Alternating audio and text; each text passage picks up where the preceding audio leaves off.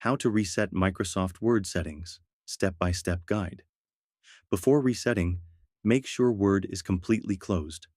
Check the Task Manager, Control plus Shift plus ES key, to ensure no word processes are running in the background. Press Windows plus R to open the Run dialog box. This will help you access Word's settings files quickly. Type this into the text bar and press Enter. This opens the folder where Word stores your custom settings and templates. To reset Word, delete the entire Word folder or rename it, e.g., Word Backup. This forces Word to create a new default folder when reopened. If issues persist, open Run again and type this into text bar, then delete or rename the normal.m file. This resets default templates. Open Word again.